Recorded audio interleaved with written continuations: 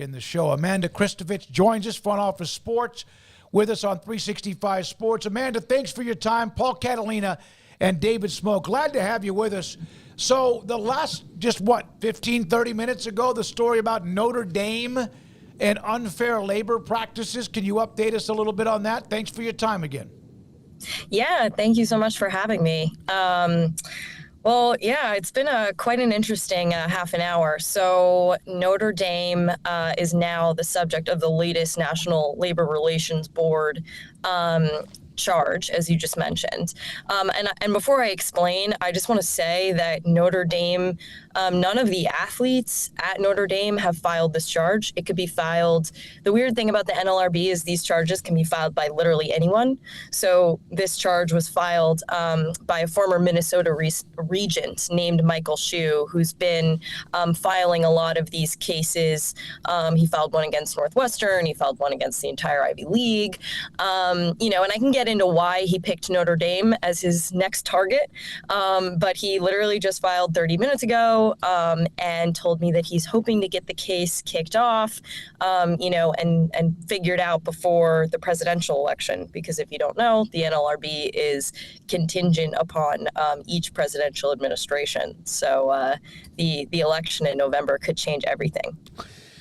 Amanda, these cases that keep popping up and keep getting more complicated for the NCAA, what do you see as the most reasonable, shortest path to an end game for both sides here, so that we don't keep getting, like the NCAA, you tweeted this out today very well, is that they said, look, we got all these new transfer rules. Well, you didn't come up with those on your own. Like, you were made to do it. It's going to be the same way with all this other stuff. What is the shortest path to a resolution here? Well, the shortest path to a resolution is also the most ironic one, which is to collectively bargain with the athletes. And it's ironic because it's the thing that the NCAA and its schools are fighting so hard in the courts, at the National Labor Relations Board, in Congress, against. They, because collective bargaining requires employee status, and they just don't want to do that. I can get into the reasons why, but the transfer portal is the number one example of how collective bargaining would fix every single issue. Because if you have a CBA, if you have, a union that negotiates with the league as it's done in the pros, you don't have unrestricted free agency in the pros. The reason? There's a CBA that prevents that, right? The players and the teams and the league have all agreed on rules governing who can be traded, who can be a free agent when, and in many cases, how much they can be paid, right? That's only legal if you have a CBA, an antitrust exemption, etc. So it's funny that the NCAA is so against collective bargaining when that would immediately solve all of these issues around the transfer portal and NIL. Well, we know they're not very smart, because if they would have just come to their senses 10, 15, 20 years ago, we wouldn't be here today, would we?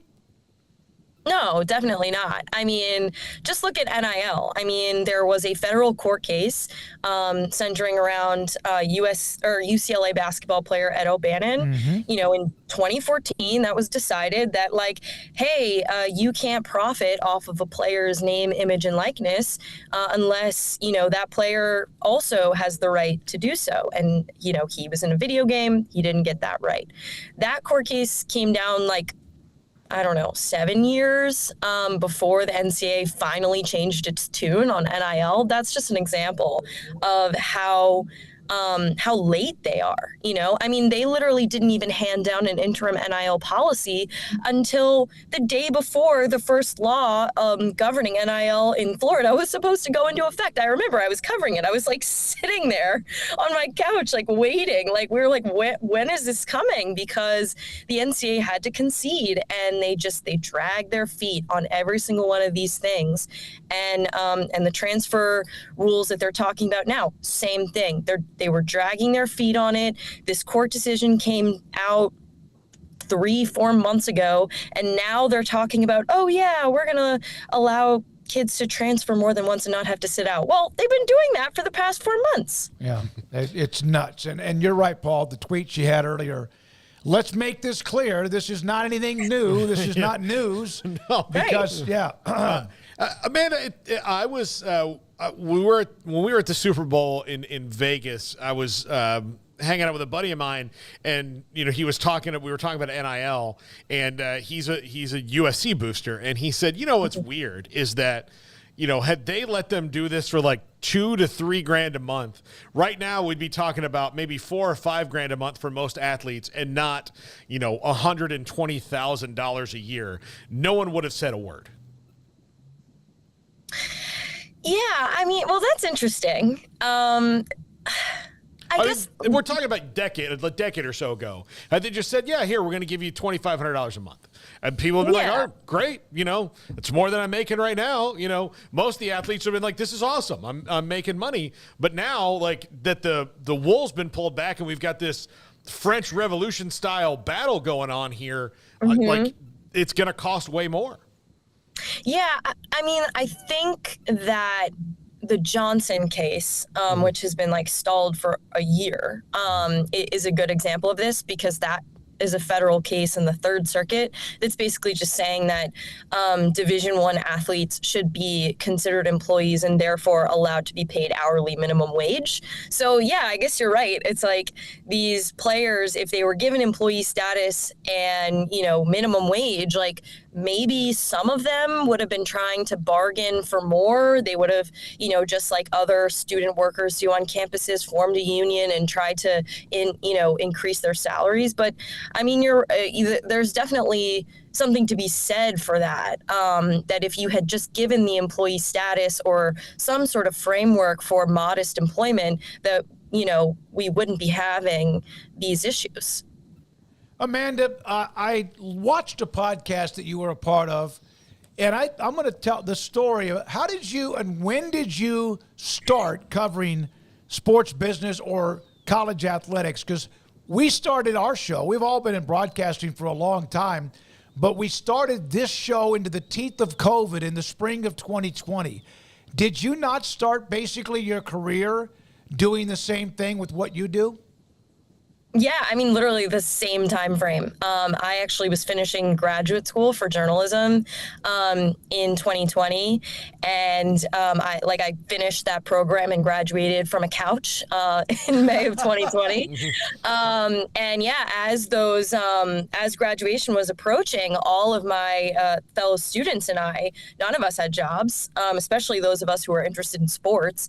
And I just started to notice that like the only stories that were being told about sports in the middle of COVID were about the fact that A, obviously the players who were getting COVID, but B, all the shutdowns and all the fact that there was no money. So I was like, well, if I need a job, I better figure out how to write about the money behind sports. And I was very lucky to land this job at FOS after a few months of employment. And they were like, hey, there's this like NIL thing coming up. There's this college sports. Like, we don't really have anyone to write about that. Like, would you be interested? And I said, yeah, I think so. Like, I went to Georgetown, suffering basketball program these days, but like, I know what's going on. And yeah, here we are almost 4 years later. And it has been probably I think the wildest beat outside of sports betting in American sports. No question. No question. One of the things that you also, I believe, mentioned was that one of the first stories that popped was, and this seems like it's been 30 years because of so many things that have happened since about the time we started this YouTube show, and also you began your career, and you've done a great job. Paul, remember when the Big Ten and Pac-12 decided to shut down their conferences because of this thing, COVID? Yeah. That does seem to me like, oh, that did happen, didn't it? And like, so much has happened since then. It's incredible, the wave of what we've seen. Yeah, I mean, that feels like 15 lifetimes ago, even though it was only a few years ago. And I remember that happened like 3 weeks into me getting this job. So I was like, I was like Googling who the PR people were for the Pac-12 and the Big Ten. And I was like begging them to add me to the Zoom press conferences at the time. I mean, it was wild. It was baptism by fire, to say the least. What do you think David Baker has done well in his short tenure as the NCAA president? That's a good question. I think what he's done well is acknowledge the issues. I don't look, I'm just going to preface this. I've spoken with him a few times. This is not based on private conversations I've had with him. This is just my basic opinion and assessment. But like, I think he walked into that job and was like, amateurism, multi-billion-dollar industry, but the players don't get paid. Like we're talking about cheeseburgers, but not giving them better health care. Like, what are we doing here? Mm-hmm. Like what are our priorities are like all wrong, and why are we so opposed to making basic changes that everyone agrees with? And I think like that's what he was trying to do with this Project D1 proposal by saying, hey guys, we should come up with a way to quote unquote address the elephant in the room. He literally said that we should talk about the fact that some of the schools, a small number, but some of the schools in the NCAA, bring in $200 million a year, and the players, even with their scholarships and cost of attendance, don't get half of that.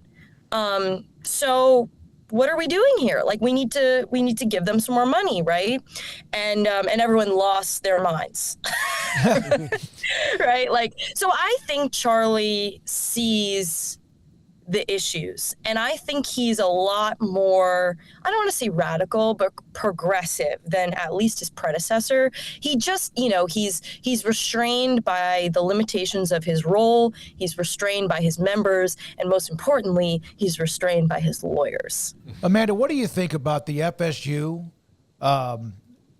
ACC? And that's a smoldering fire. It might be a volcano, and maybe at times there's an eruption or two. In the end, who's going to win there? Oh, that's such a good question, and I'm glad you asked, because I can plug my feature that's coming out this weekend. There we go. I did not know that, but I'm glad. That was a question. You didn't. I was asked about that on the chat room, by the way. And a lot of people love what we have had so far with this segment with you, so I'm glad I asked that question. Yeah, so I'm going to have a feature on the Front Office Sports website and in our newsletter this weekend breaking down the FSU ACC lawsuit and counter lawsuit and the Clemson lawsuit and counter lawsuit.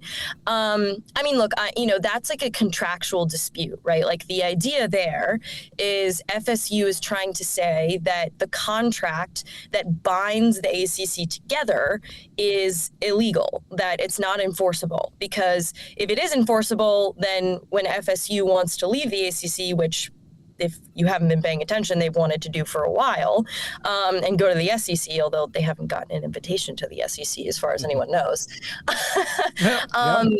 They'd have to pay like close to $600 million, right? And Clemson is having the similar issue. I don't know who's going to win in that dispute. There is a hearing on Monday to dismiss the FSU versus ACC case, though the ACC versus FSU case is definitely, at least for now, proceeding in another state. But what I will say is that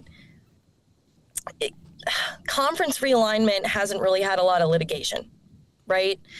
And I find it very difficult to see how the ACC could like take this all the way to like a business trial. I mean, at a certain point, right? Like, you can't force your partner to stay if they really, really, really don't want to stay. At a certain point, you just gotta sign the divorce papers. So that's what I like in this too. Do you think that we will ever see any kind of real discovery in this case? Because to me, if you're ESPN, the ACC, or even these two schools, as much as Clemson and Florida State may be willing to say, damn the torpedoes, we don't care what comes out, something that might make them look stupid too. Yeah, I mean, look, nobody in college sports wants discovery. No one in sports wants discovery, period. And so I think that that's a big threat. Like I said,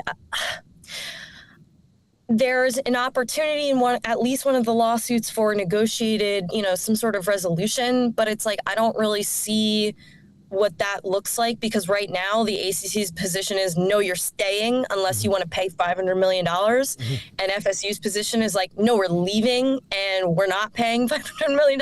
Kind of incompatible, right?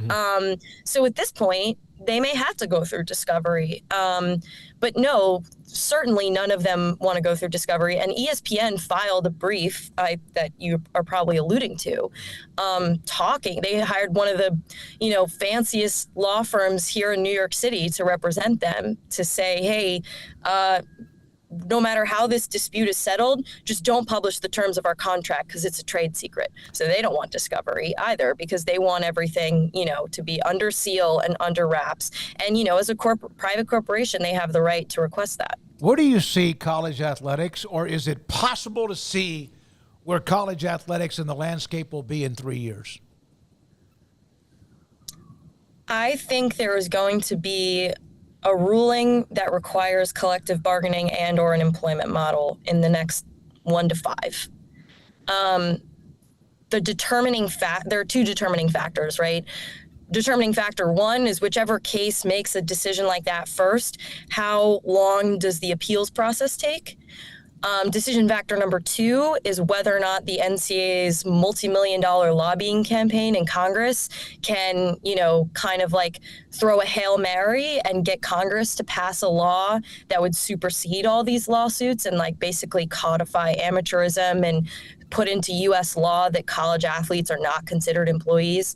But I mean, that's like the Hail Mary of all Hail Marys, unless we have a completely conservative, government come next January. So, but I'm if I were a betting person, I would say like by the end of 5 years from now, we're going to see an employment model. By the way, Amanda Christovich with us, Front Office Sports, our guest, and a lot of you have loved this segment. Paul? Yeah. House versus NCAA. Do you think that one's going to get settled? Yes. Yeah. Yes. Yeah.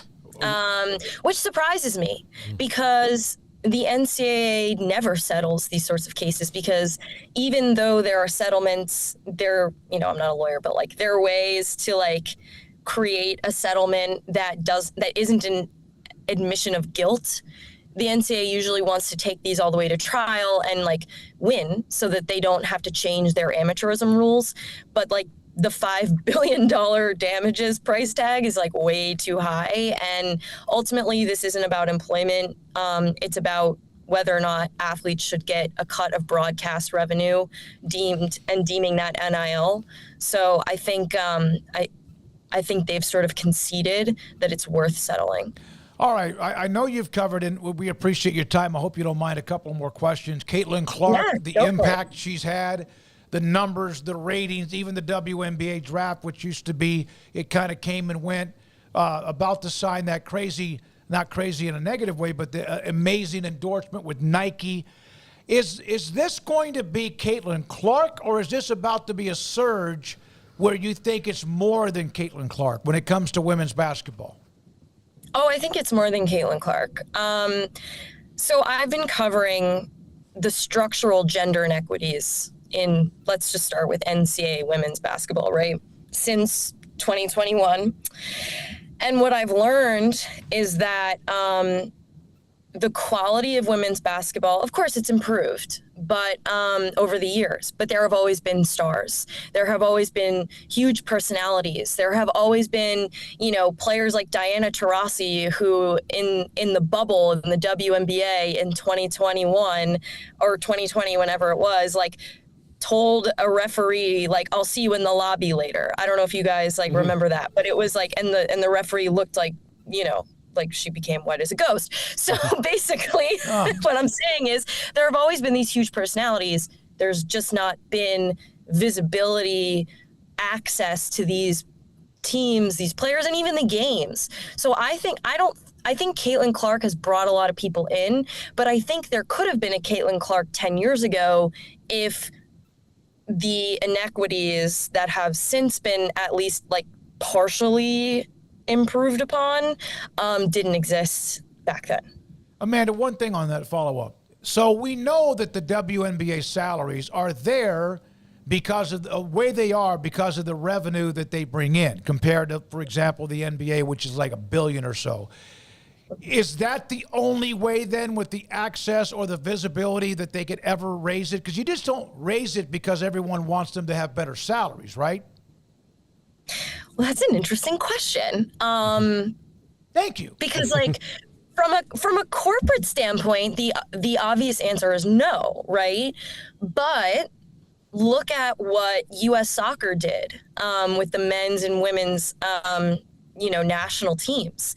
Part of the reason the women's national team wasn't getting equal pay for playing in the World Cup was because the World Cup as an entity, right? Not the U.S. Soccer Federation, like the World Cup gives unequal prize money for the men and the women, right?